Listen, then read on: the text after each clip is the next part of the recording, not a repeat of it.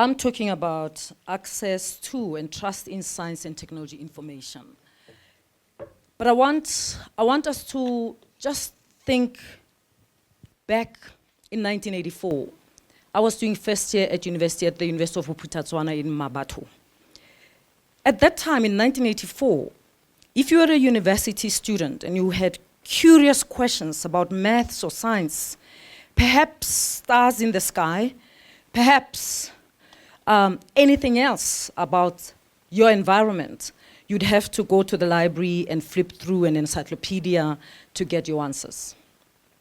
Fast forward to today, a young girl can pull out a smart card, a smartphone, and within a second, they can get into Google and they can ask Google, why do stars shine? She'll probably get NASA web pages. She'll probably get lots of YouTube channel videos. Perhaps she'll even get Neil deGrasse Tyson explaining in a TikTok video why stars shine. That will happen in a few seconds. It won't take much time. So there's been a lot of transformation. But within this transformation, there's a paradox. Even with this info at our fingertips, we ask the question, do we share this access equally? Do we trust this access or this information that we get? Do we trust it enough to use it? And that's what I want us to talk about today as we consider the report.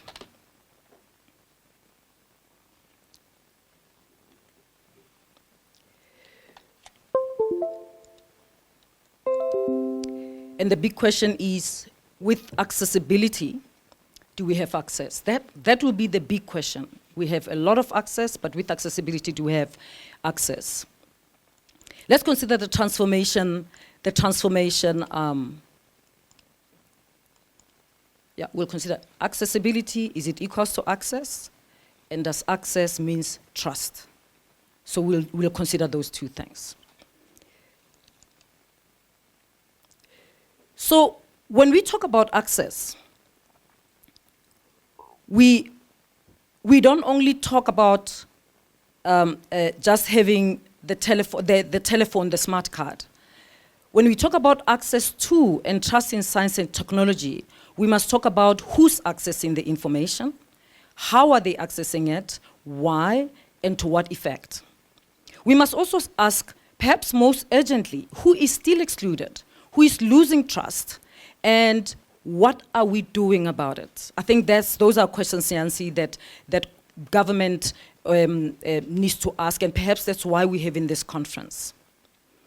The survey gives us mixed and a complex picture. And some of it, VJ shared yesterday and the other presenters yesterday shared. I mean, it's quite mixed. On paper, in my view, it looks good. It looks good that South Africans, 94% of South Africans have a cell phone, because it means there's so much potential once you have a smartphone in your hand.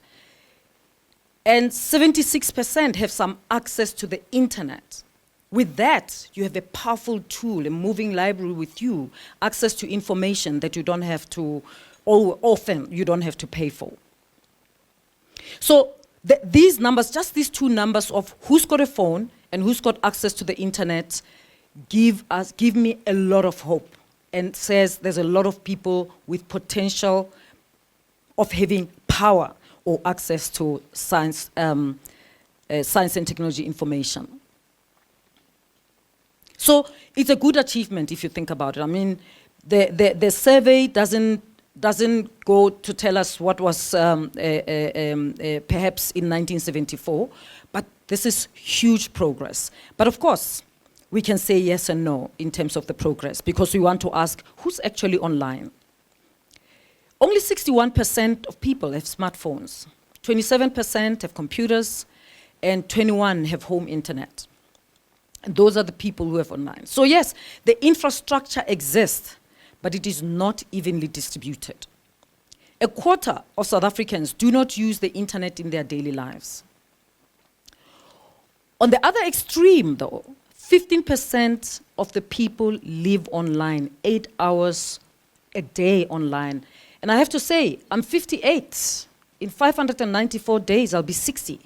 And I'm one of those 15% who spend 8 hours online. I don't know. I think the last time I used a pen was in 2012. I don't use paper. I get irritated yesterday. I walked here, find lots of paper on there. I'm like, damn, why do we have so much paper? We spend a lot of money, but I've been in that mode of paperless, write less, pen less, whatever, for a long time, definitely in the 15%. But as you'll see as we go on, my age group is not doing very well. But where do these differences come? As expected, they're differences as a result of age, race, education, and etc. And we'll see them in that graph. So the majority of people who have access are in the 16 to 24. And of course, my peer group, 55 plus, have less access. But let's unpack this. The gap between young people and senior citizens, of course, is not surprising. Often people expect that. They're not surprised. But as I was reading this report and putting myself in that category of people who have less access, I kept thinking, who is a senior citizen? Changes when you become one of them. Because I keep on, what's happening with these other senior citizens? Why are they not doing this? How are they leaving? So the gap is expected in most cases. And people dismiss it as just a generational gap. And my view is not just a generational gap. It is also an information gap. It is a knowledge gap, and it's an opportunity gap. Now, but let's pause this. I mean, I've bumped into someone in my peer group, 55 plus, who mistakenly put their phone on flight mode, and a young person was charging them 1,000 rands to unlock it. They said, we can unlock it for you. Hilarious, right? But it shouldn't be if you think about it, my age group doing that. But it can happen if you, but there's a lot of other things that we can mention here. But 80% of graduates use the internet daily versus only 15% of those with primary schooling. So schooling is another factor that comes through. Poverty and wealth also play a role, as expected, in many areas in our country. The results on race are also as expected, but they're very interesting and they're unexpected. They are very interesting and sometimes somewhat unexpected as we dive deeper into the survey results. And you'll see as I go along. So that's internet access by race. Just if you want to see quickly who's online, and you could have guessed this. So white South Africans have the highest access rate, followed by Indians, followed by Black Africans, and then colored South Africans. The fact that 3/4 of South Africans have some internet access, in my view, is a good foundation to build on. So there's something that we can build on. But 1/4 of our people being offline in the 21st century, in my view, is unacceptable. Access to information should be a right and not a privilege. And access to information, in fact, is an important foundation for democracy. If you don't have access to information, even your decision-making can be flawed. But based on the results of this survey, it is clearly still a privilege. Access to information, it's clearly still a privilege for the young, of the educated, or of the affluent in our country. But it's also, you can have access, but we have to ask, what do we do with the access? Because, there's different levels. What do you do with the access? Access is one thing. You might have a smartphone, but the question is, what do you use it for? Many people have got a smartphone, very powerful, it can do a lot of things, but they're not benefiting at all because they do not use it, or they haven't even explored what it can be used for. So the findings of the survey show that South Africans are mostly using the internet for the following functionalities. The majority, or 54%, use it to chat on WhatsApp. 47% use it for social media, like TikTok and X. I mean, my view as a huge social media use and advocate, despite its sense, I would have been interested to know, even when they use social media, how many use it to go into Quora, into Reddit, or people end at Facebook and TikTok and X and so on, because this social media has got different levels as well. But of course, we've got 20% using it for entertainment, and then we've got 14% using it for news, and 16 and 11% respectively use it for work and study. This is interesting. I mean, it's interesting just to look at, you have access. We've got such good numbers with access. But what you use it for indicates really troubling trends that we need, as a community of science and technology experts, we need to pay attention to and perhaps do something about. So if I were to advise government, I would take it from there. There's power, but what do we do with this power? So what do we do with this access? I think it's a missed opportunity. We have this wonderful tool, the internet, that could take the latest scientific discoveries to a rural teenager's phone in seconds. And sometimes it does, but mostly it's used to chat. When it gets there, it's used for chat, it's used to share jokes or watch dance challenges. By the way, I used to be a dancer, and so I love dancing, and I'm not ashamed. There's nothing wrong with dancing. The problem is if that's all you do, or if that's 80% of what you watch on social media. So if the majority of our public focus on those things, and if they crowd out the science and technology content that we know is important, then we have a challenge, and that's what we're seeing here. So who actually sees science content? So again, they're seeing science content, and I'm going to break it down as well. So who's got exposure? The survey asked people if they feel like they get enough information about science and technology. And 1 in 3 said they get the right amount, and 1 in 10 said they get too much information.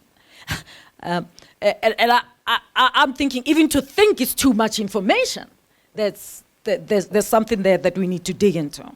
But 41% said they get too little, 11% said they get none at all. I think I love the fact that there's 41% who thought we get too little. More than 50% of South Africans basically feel underinformed about science and technology in their lives. This shows that there's an appetite for more knowledge, and people keep saying, we are not hearing enough about science, and this is gold, and we should make the most of it. And you might ask, as I did, if that's really the case, or perhaps the issue is that people just don't notice the science content. Is it because it is not there, or people don't notice it? Right? And so I continue with who actually sees the science content. The survey tried to measure actual exposure by asking how often people encounter science content from different sources. And the results are very interesting. I mean, the largest, of course, people encounter science content from television. I mean, if you look at that graph, it almost also tells the story of what the general public is losing interest in. They don't read as much, perhaps, as it used to happen. So the more it's printed, the more people don't access. People are watching. Like to watch things on TV, and then internet, and then they listen on radio, and then there's social media. Let's go on with who actually sees the content. What is clear is that even in the age of TikTok, TV and radio are still key for reaching the masses when it comes to science content. Good or bad, maybe because of socioeconomic status and the majority of people at whatever LSM, but those with low exposure to science and technology information, as expected, are older, they are less educated, they are poorer, and they are marginalized groups. However, race came up in an unusual way this time around. And watch this. Despite white and Indian and Asian groups having the highest internet access, it is Black African groups who have the highest exposure to science content. But again, we will break down what this exposure means. Basically, many who have access don't necessarily use it for science. Remember that the people who have the majority of access are white, but they don't necessarily use it for science. It's the Black Africans who use it for science. And many who don't have access still find ways to learn about science or to access science through other channels. It's interesting. So who actually sees, let's go on with that. This suggests that traditional media, which is more widely used in Black communities, may be carrying the torch for science in a way that digital platforms are failing to do. Something that I would never have guessed. But this is actually the case. And probably if we asked for numbers from DSTV, I mean, I do some consulting and work in the entertainment industry, and you can get numbers for all these things. It would be interesting to see which channels are those where the large majority of our people in Black communities access the science. Is it still the SABC? Maybe. I don't know. But it's a fascinating thing as I was reading through the report that it may be something to us, because it's actually counterintuitive, and so it matters, and we need to dig deeper to understand it so that we can draw on this. Particularly given the language factor, most science information is not communicated in African languages. Moving on to active consumption, it is one thing to accidentally hear a science fact in the news, on TV or on radio, and it is quite another to intentionally watch a science podcast. Remember that it's a large number of people get their science content on TV and on radio, but we don't know whether they're busy cleaning the house and the radio is on, and the science content is going and they're not switching it off. And so we don't know.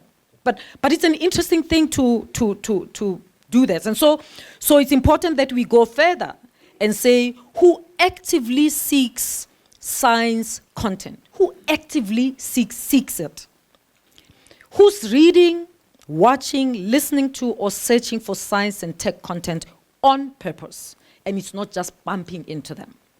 About 1/3 said they read, watch, listen to science news at least a few times a week. Another 47% do so less often, maybe occasionally in a month. 17% never consume any science content. They change the channel when science comes on. Just 17%. So the survey investigated who the avid, active consumers are and found that it's largely young, educated, and affluent. Again, not surprising. These are the people who actively go to a particular podcast or a particular site to learn about science.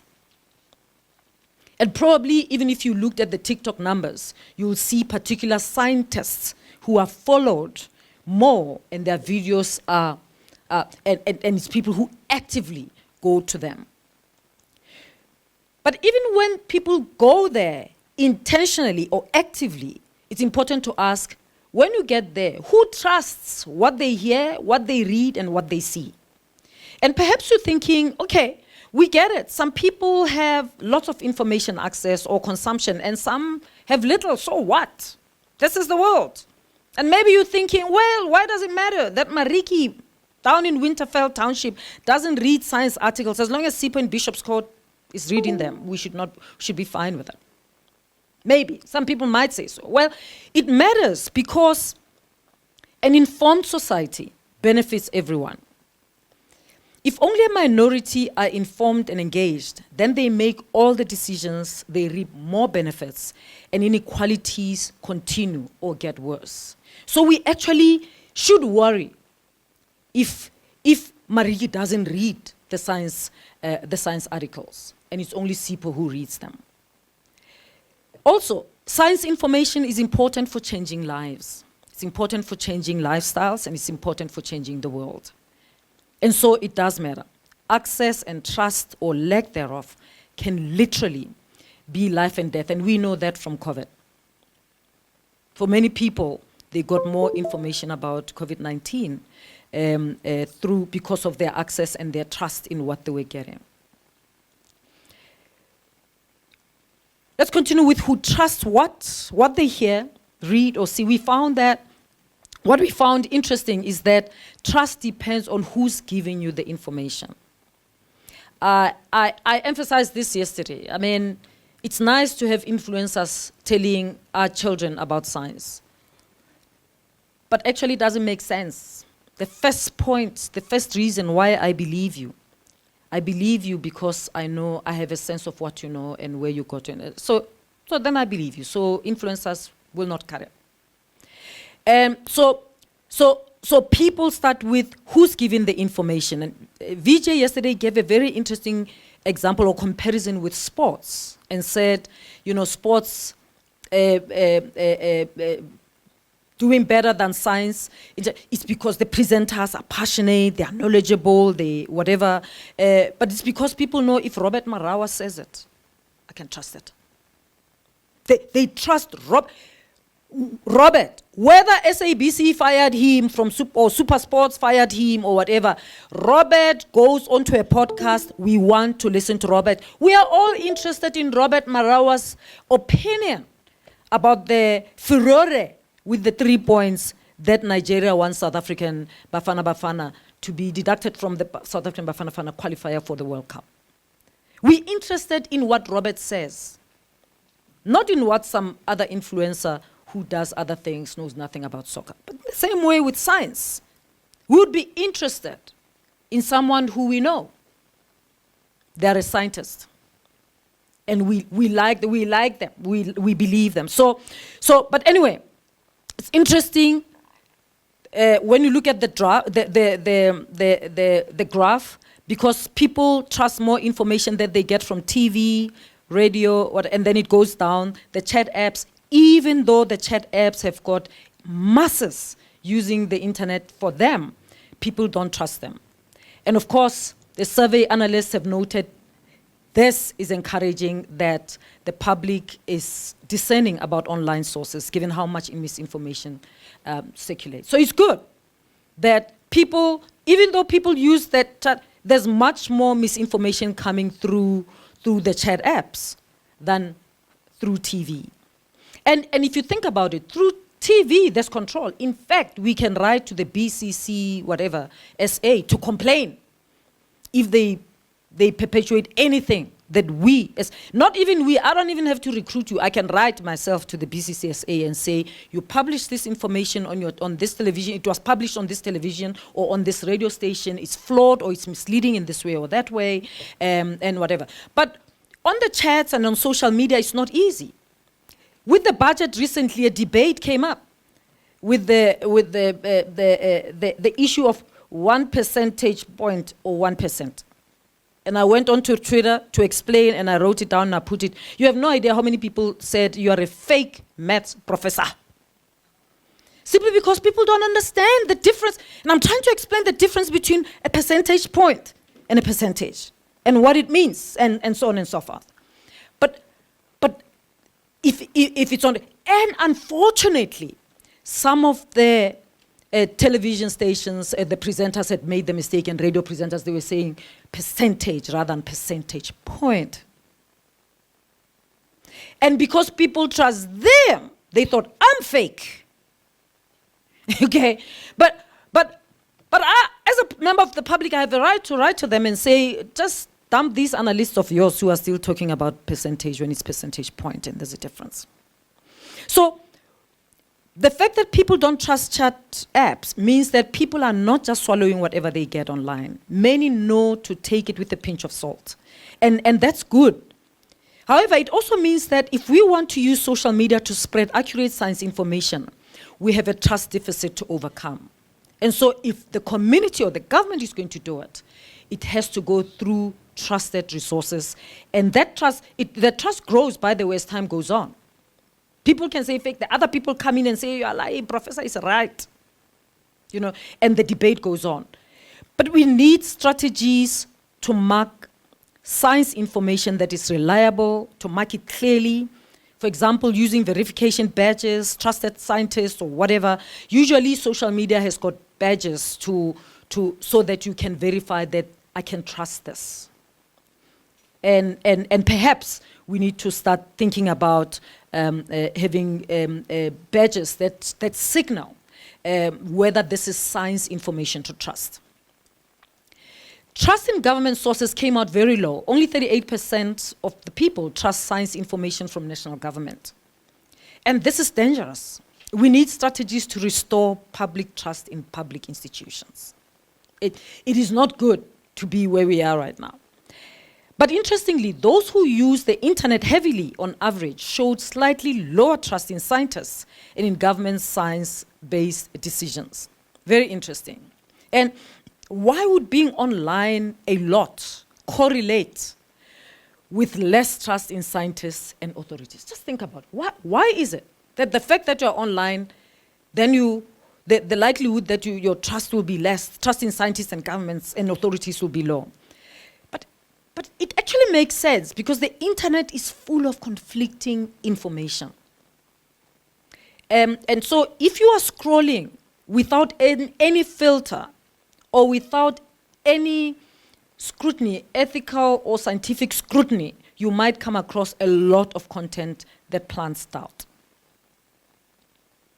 So the fact that you have you going on and you're scrolling whatever, you still need to scroll with filters so that you're not consuming information that's flawed and end up with the idea that actually everything on the internet is flawed. In a nutshell, if you're online a lot and you don't trust what you're seeing, you may end up cynical.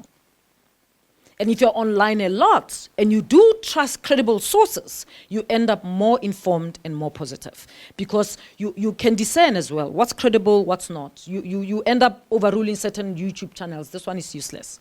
This one I don't like, but she tells the truth.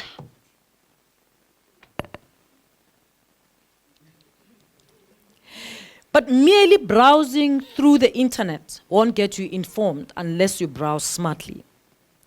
Being online can inform or misinform. It's just that the outcome depends on your critical thinking and who you trust, because there's so many informers online. So, in conclusion, we must remember that South Africans have an appetite for science and technology. I mean, I think that's one thing that the survey shows us. There's a huge appetite for science and technology. They literally told us through this survey that they want more. And as I said, it's gold that they want more. We are not dealing with a population that is anti-science or uninterested. On the contrary, many feel deprived of information and many generally trust what they do here. So the task is to just feed that appetite and to figure out how do we feed that appetite and grow this community of people who should want science and access it intentionally. But we must feed it with healthy information and not junk. We also have to make sure that everyone, not just the elite, is fed with that healthy information, because that's how we strengthen our democracy as well. Access to more information, reliable information, is good for our democracies. Thank you very much, Yancy. Thank you very much, Katie. Questions, comments? Hi everyone, Zama Moni from Radio Riverside, based in Uppington, the Northern Cape. Professor Phakeng, 94% of people have access or have cell phones, but less have access to the internet due to data and network constraints.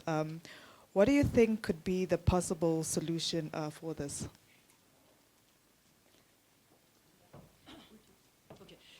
So I hope you realize that I moved on from there. Even that 76%, I think it's 76% that's got access to the internet, some access. Yeah. It's still not enough. It doesn't tell us that they will actively seek science information, and it doesn't also tell us that they will trust it. So if you're just asking the question about access to the internet, that's a different point. And my view is that it won't necessarily create access to science. But of course, when you drive in South Africa, I mean, I've driven a lot in South Africa, you get a sense where you lose it completely. Whereas you drive from Joburg to KZN and to Cape Town, whatever, where the more rural you get, actually as you get into KZN, you can see there's some places where your internet access gets. So of course, it's to widen the internet, that's one. But the other thing, of course, could be like in other countries where they make access internet free, access to Wi-Fi free. I grew up in Garankuwa, which is not far from here, and I don't know if it's still the case, but schools in Garankuwa, and you could be next to a school. When Jose Enso Ramokgopa was the mayor, you could just get access, free internet access, Wi-Fi, and he had done it. His argument was that so that schools can have access to the internet and they can use it for education. Okay, so that's one of the things is just access to Wi-Fi. The other thing is the network. But then even with that, we still have more work to do in terms of access. So basically, access to information coincide with access to internet. So with people using the internet mostly for social media, how can the STI collaborate with social media to share science information? Okay, I actually think scientists have to get onto social media. I served on the advisory board of the Geneva Science and Technology Science and Diplomacy Anticipator. And I did, if you go to my Instagram, you'll see lots of Instagram lives that I did just for science, just to educate the public. And people think people don't, lots of people logged in just to learn about what does artificial intelligence mean for me as an individual who is living wherever. Lots, different races, mainly young people, but a lot of people who just joined and joined and joined. And I was doing this with Jester, right? Jester would have a Zoom, and I say, no, you can have your Zoom. I'm going to put it on my social media. So I would have live, multiple devices on Instagram, whatever, and they would see who registered and is on Zoom, and then I'll take a screen to show them who is on my Instagram page. And it will be chalk and cheese. On my Instagram page, it will be thousands, right? During COVID, many of you would know that I ran research methodology courses and many courses about science. Every Sunday from 4 to 5 during the lockdown, I mean, within a month, my views were way up to millions. They're still on my IGTV, Facebook, because I did on Twitter, Facebook, and Instagram. No sophisticated technology. I had my laptop, my iPad, my phone. I literally put them on together. I didn't need any tech team. I only needed one son. I didn't even need two sons, even though I have 4. I only needed only one of them to agree that we set it up. Right, so my view is that there's been an attitude of scientists to think that social media is a bad thing. If you're on social media, you're bad. You can be a rated scientist and still be on social media and share your science. And the more of us, diverse of us do that, the more members of the public, because some people will like my style and some people will like Yansi's style. And so the more of us do that, and if you go on TikTok, you'll see Cambridge was one of the first universities to go on TikTok. And of course, South African universities like following, like, oh, Cambridge is doing it, so let's do it too. Before then, they were like, what's wrong with this VC who goes on to social media, But actually, that's what you must do. And the videos are still there. When I go on with my farming, I share what I do at my farm on social media as well. Again, I'm trying to say to young people, actually, you can be a hardcore scientist, B1 rated, you can be VC, and you can still drive a tractor and milk a cow. No problem. How do we perpetuate these things? Social media is a tool. Does it mean it cannot be used negatively? It is used negatively. There are people who are using it negatively. But it's just like fire. It's good, and some people burn houses with them. All right, go ahead, Mike. You've got the mic. Thank you very much for really covering the field extremely well. I totally agree with you on TV and radio. On Tuesday, I had the privilege of listening to Jose Enso Ramokgopa, doctor, minister. If we could have him on air or on TV, he would take the country with him. He's brilliant.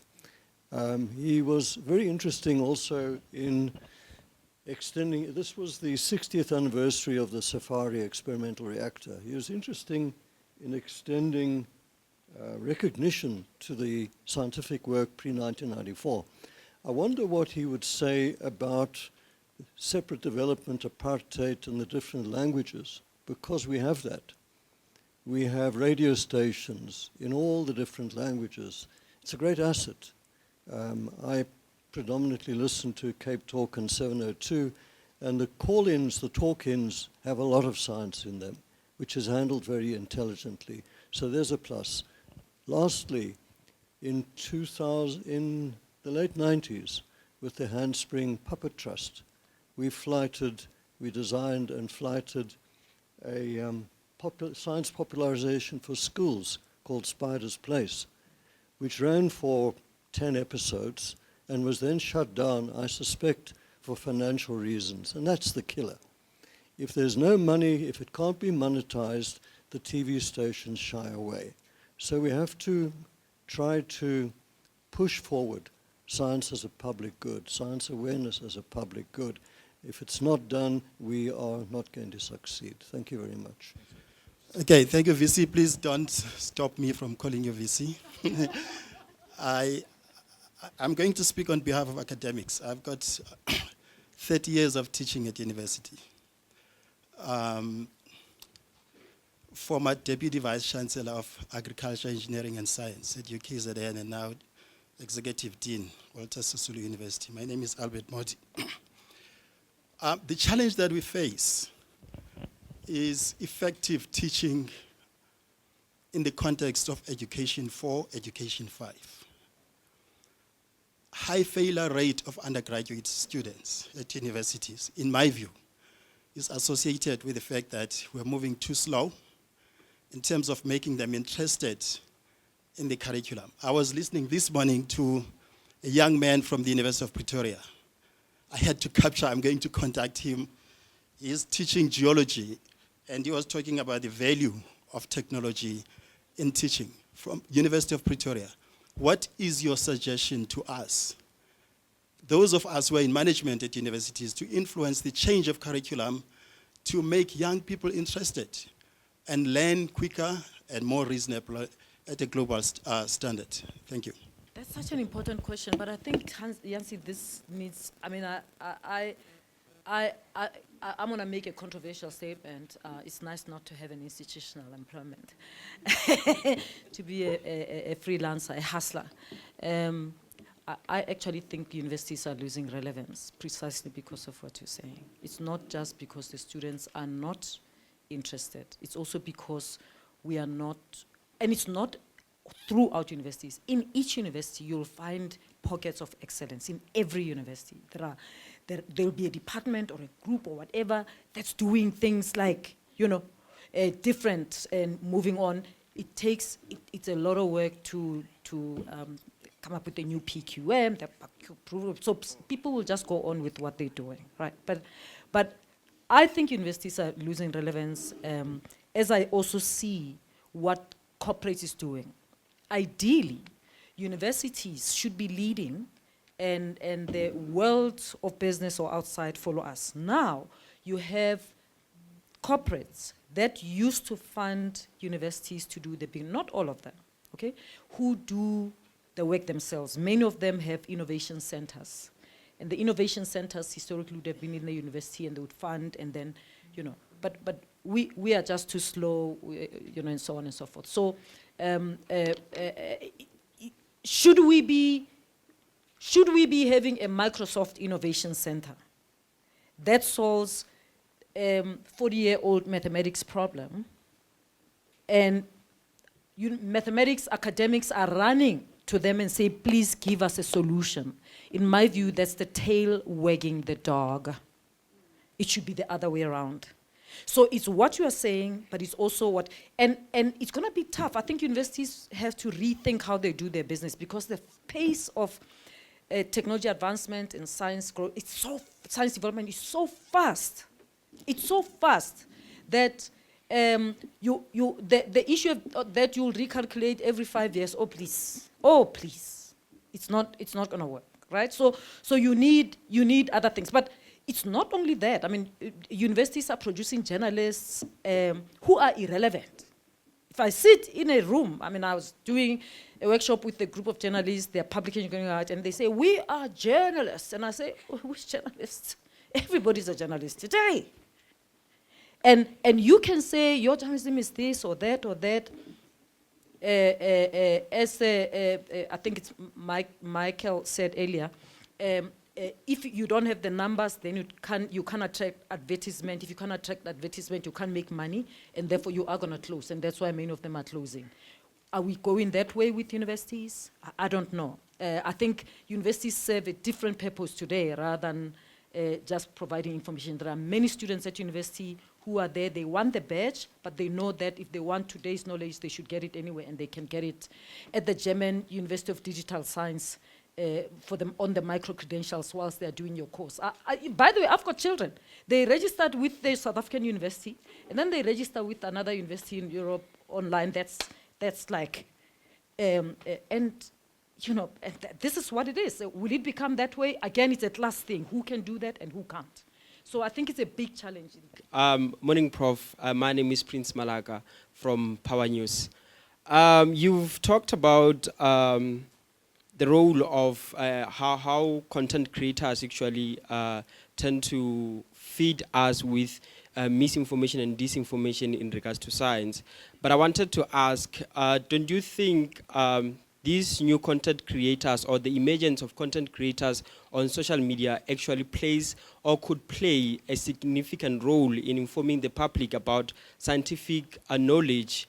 In this sense, I feel like if we were to have actual scientists having to present their work to public, it wouldn't really reach the masses as it would have, or it could reach the masses if it were to be deployed or disseminated by content creators. So basically what I mean is, don't you think if we can have a collaboration, we can have a scientist who produce scientific news, and then we have a content creator, someone who's publicly known to disseminate that information to the public? Not saying that scientists should come to the front and present their work to the public, because if you say it's Prof. Malaga, he's a scientist, and then he gives presentation on scientific information, what are the chances that the whole nation would listen to him? I mean, he's not well known. But if we can have someone who's known on social media, you know, if he or she shares scientific information which will be informed by a qualified scientist, don't you think that's where we can be able to reach the masses? Thank you. Yeah. Let me just say, not all content creators feed us with fake news. That's not what I said. Okay? Yes, noted. Let me give you an example. Do yourself a favor, young person, follow the podcast of Stephen Bartlett, Diary of a CEO. He's a university dropout. He brings amazing people, top professors in neuroscience, tech founders of the LinkedIn or whatever, wide. But he's a university graduate. Does he need to whatever, you know? So a content creator, I mean, not all content creators, the fact that you're a content creator doesn't make you an expert in content creating.